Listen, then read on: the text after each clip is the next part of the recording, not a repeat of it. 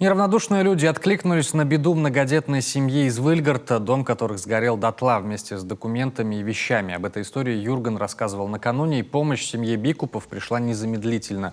Детская и взрослая одежда, теплые вещи, полотенца, бытовая техника и даже мыло, еда, игрушки – все это горожане привезли в огромных количествах.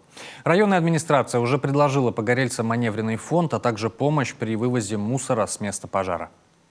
Рабочая одежда сейчас очень нужна. Любого размера, в любом количестве, потому что будем разбирать мы. И люди, которые придут, им тоже нужна одежда, которая может быть потом выброшена. Ее не постирать, угли и этот запах, который не отстирается ничем. Рабочие перчатки и любой инструмент, любой.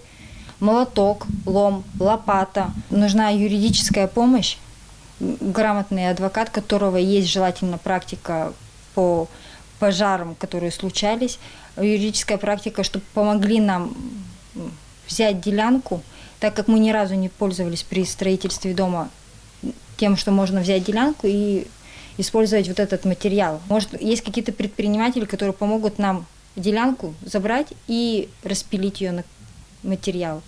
Тоже очень важно.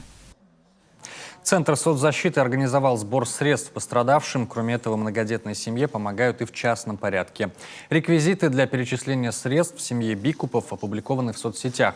Причину возгорания пока не называют. Идет пожарная экспертиза. Известно, что в день трагедии в поселке без предупреждения отключали свет, и это могло спровоцировать замыкание в электропроводке.